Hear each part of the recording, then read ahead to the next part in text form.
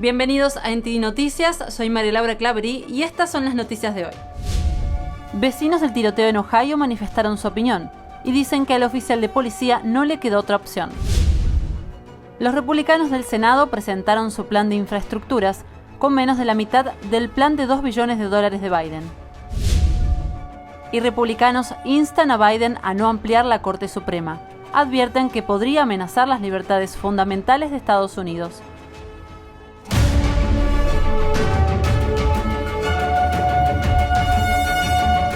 Y antes de comenzar con el programa de hoy, quería anunciarles que YouTube categorizó nuestro contenido de inapropiado y desmonetizó nuestro canal. Pero esto no nos detendrá. Seguiremos informando las noticias de forma objetiva y veraz. Les recomiendo seguirnos en otras plataformas que encontrarán en la descripción. Y comenzamos con nuestro programa de hoy. El fiscal general de Texas está demandando a la administración del presidente Joe Biden. Él afirma que la Casa Blanca está incumpliendo sus propias normas en la frontera sur, mientras intenta hacer frente a la oleada de inmigrantes ilegales que cruza desde México. La demanda dice que los funcionarios de la administración han abandonado las protecciones preexistentes contra los inmigrantes que llegan al país infectados con el virus del PSC. El fiscal general de Texas, Ken Paxton, afirma que el incumplimiento de las normas sobre el virus del PSC durante una pandemia viola la ley federal. Paxton alega que el gobierno hizo a un lado las reglas sin ninguna justificación o explicación significativa. Bajo la administración de Trump, los CDC emitieron una orden que impedía la entrada de inmigrantes a Estados Unidos para que el país pudiera frenar la propagación del virus. El presidente Biden revocó inmediatamente la orden cuando asumió el cargo. Los vecinos están respondiendo al video del tiroteo mortal de la policía contra un adolescente a principios de esta semana en Ohio. Al menos 2 dicen que el agente de policía no pudo elegir y que si no hubiera actuado podrían haber muerto más personas. 2 de los vecinos de Ma'Khia Bryan dijeron que el video sugiere que el oficial no tuvo mucha opción para detener al adolescente. Donovan Bryson compartió las imágenes de su cámara de seguridad con Fox News. Podría no haber disparado y la joven de rosa habría sido apuñalada en el cuello y resultar brutal o fatalmente herida, y luego responder y disparar. Y posiblemente habría 2 jóvenes muertas, o podría haber respondido como lo hizo. Otro vecino dice que es evidente en el video que Ma'Khia Bryan, de 16 años, estaba intentando apuñalar a la otra adolescente. Si se hubiera podido elegir una pistola eléctrica en lugar de un arma, no lo sé. Pero sí sé que Ma'Khia, con esa arma letal en la mano, había que detenerla. Según él, lo ocurrido es triste y desafortunado, pero que si el agente no la detenía, podría haber matado a la otra chica. Realmente me gustaría que estos jóvenes pensaran 2 veces antes de hacer las cosas y aprendieran mejores habilidades para manejar la resolución de conflictos. Ocurrió el martes por la tarde en Columbus, Ohio. Bryan fue trasladada a un hospital donde se la declaró muerta. Había estado en un régimen de acogida. La policía publicó grabaciones de cámaras corporales más tarde ese mismo día. El agente que le disparó fue identificado como Nicholas Reardon. El jugador de baloncesto LeBron James tuiteó una foto suya el miércoles con el comentario: "Tú serás el siguiente". Más tarde lo borró. Un grupo de policías respondió diciendo que el tuit era vergonzoso y extremadamente imprudente. El agente salvó la vida de una joven. Ningún intento de manipulación cambiará ese hecho. Y el expresidente Trump dijo: LeBron James debería centrarse en el baloncesto en lugar de presidir la destrucción de la NBA. Sus desplantes racistas son divisivos, desagradables, insultantes y degradantes. Puede que sea un gran jugador de baloncesto, pero no está haciendo nada para unir a nuestro país. El agente Reardon está ahora de baja administrativa a la espera de una investigación. Los republicanos del Senado han presentado hoy su propio plan de infraestructuras. Cuesta menos de la mitad del plan de $2 billones de Biden. Calificaron el plan de más de $500 mil millones como un paquete sólido y dijeron que es el plan de infraestructuras más grande que los republicanos pueden presentar.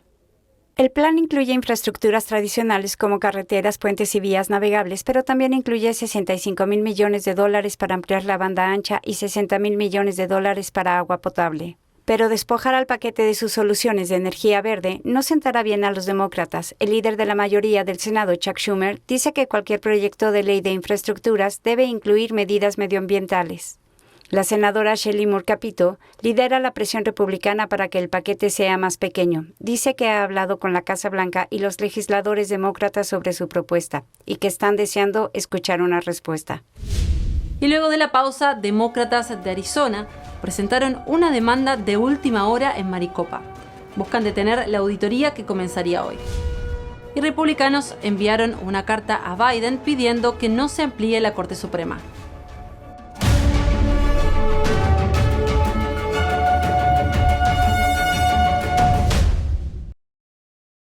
La gloria de las obras maestras del piano de los periodos barroco, clásico y romántico. New Tang Dynasty Television te invita a unirte a la competencia internacional de piano NTD 2021. Juntos, preservamos y revitalizamos el arte de la auténtica música clásica para piano. Octubre de 2021 en Nueva York. Regístrate ahora en piano.ntdtv.com.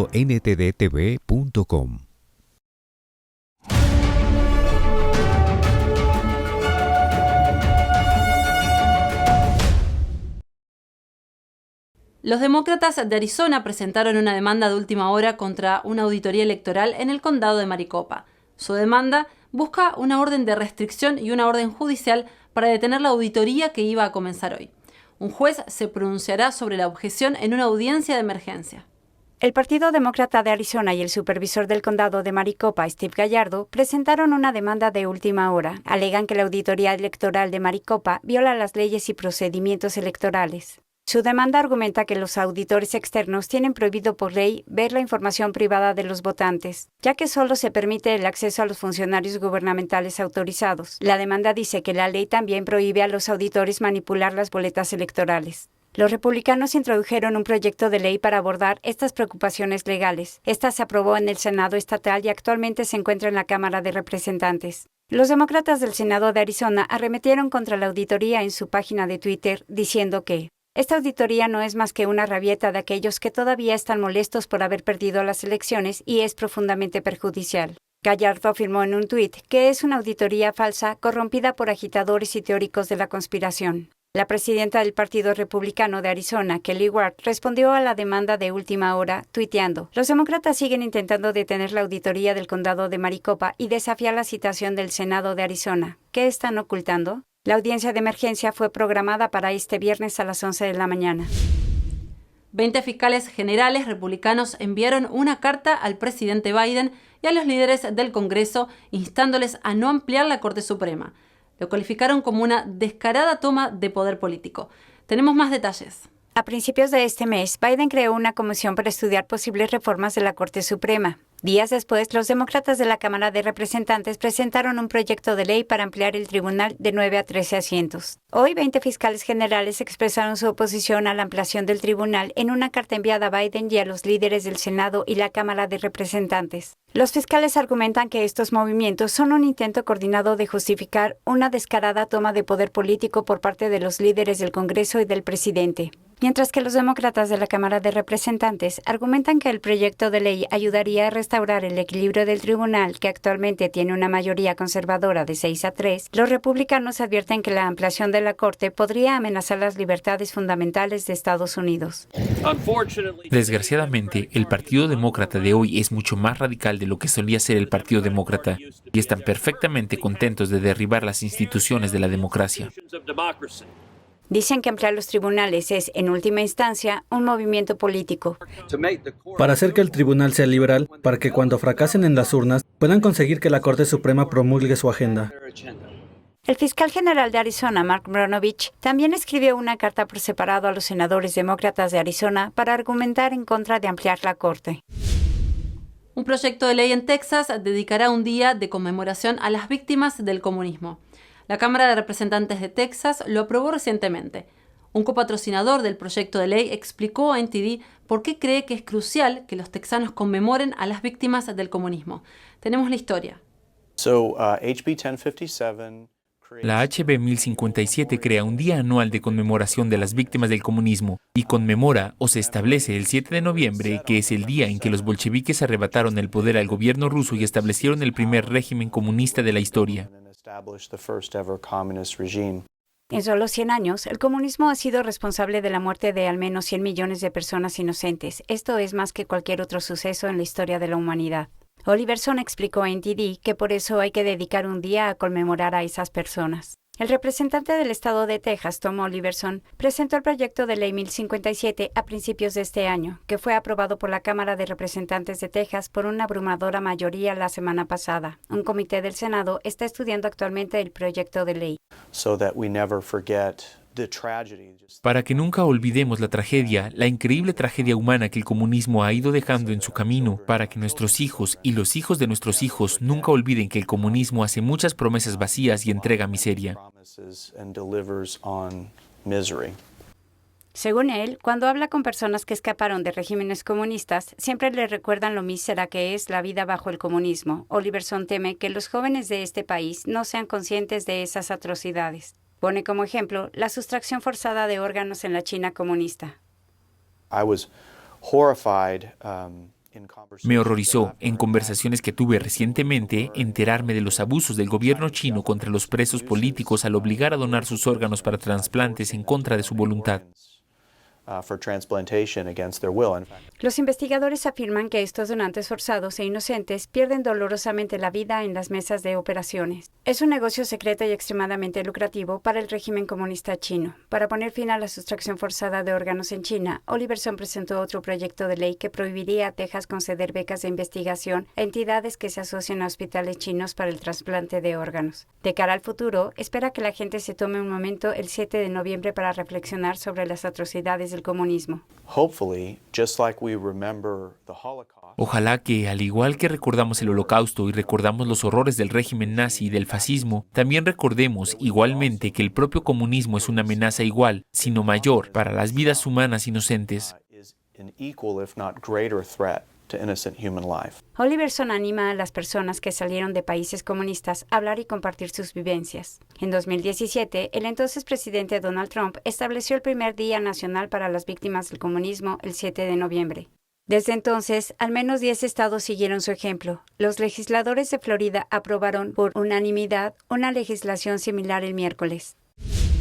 Una funcionaria estadounidense respondió contundentemente al canciller del régimen chavista tras pedirle a Washington que retire las sanciones a Venezuela. Tenemos la información. La subsecretaria interina de la Oficina de Asuntos del Hemisferio Occidental, Julie Chung, respondió contundentemente a la petición del canciller chavista Jorge Arreaza de retirarle las sanciones a Venezuela. En un intercambio de tuits, Arreaza criticó a Chung por celebrar la implementación del Programa Mundial de Alimentos en Venezuela, que pretende brindar asistencia alimentaria a 1.5 millones de niños venezolanos.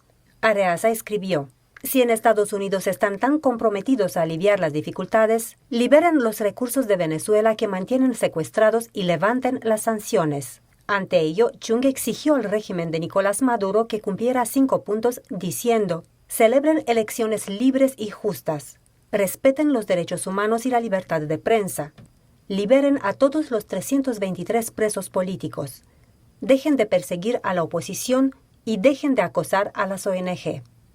Las críticas entre ambos diplomáticos ocurren tras la firma de un acuerdo entre la ONU y el régimen chavista para suministrar alimentos a las escuelas venezolanas en medio de la crisis sanitaria que enfrenta el país.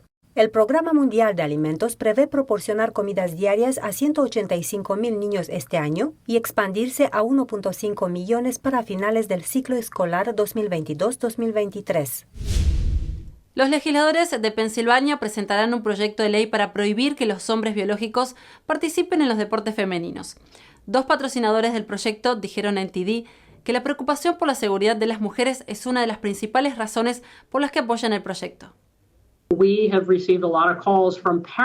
Recibimos muchas llamadas de padres, tanto de hombres, ya sabes, padres y madres, que están absolutamente preocupados por sus hijas, si hay una orden para que los transgéneros jueguen en equipos femeninos de nuevo. Todo esto por seguridad. Para destacar la importancia de mantener la seguridad en los deportes para las jóvenes, la representante estatal Dawn Kiefer puso como ejemplo un reciente partido de hockey sobre césped entre 2 escuelas del condado de York y del condado de Lancaster en Pensilvania. El equipo de Lancaster tenía 2 atletas transgénero, mientras que el equipo de York no.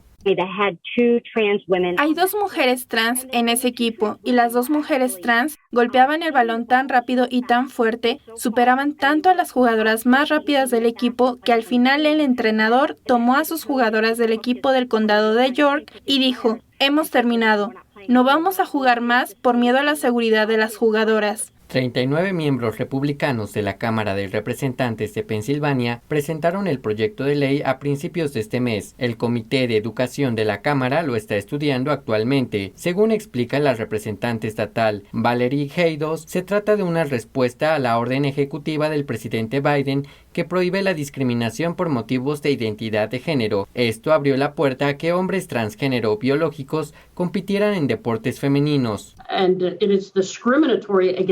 Es discriminatorio para las mujeres y lo que yo creo y lo que mucha más gente cree es que no se debe violar los derechos de alguien para tratar de ayudar a otra persona a obtener derechos adicionales. Según este nuevo proyecto de ley, los equipos deportivos de las escuelas y universidades públicas se designarán únicamente en función del sexo biológico. También hay una opción mixta. Haydos dijo que esto no pretende discriminar a los atletas transgénero. Así que esto no es una prohibición de los transexuales en absoluto en la práctica de deportes. Lo que dice es que los hombres biológicos jugarán en equipos de hombres biológicos y las mujeres biológicas jugarán en equipos de mujeres. Kiefer cree que es importante encontrar una forma de que las mujeres transexuales se integren en los equipos masculinos, pero no deben competir en los equipos femeninos.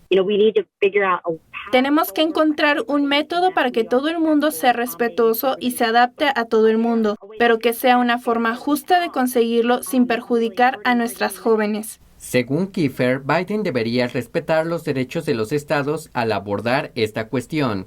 Los gobernadores de Tennessee, Arkansas y Mississippi prohibieron recientemente la presencia de hombres biológicos en los deportes femeninos.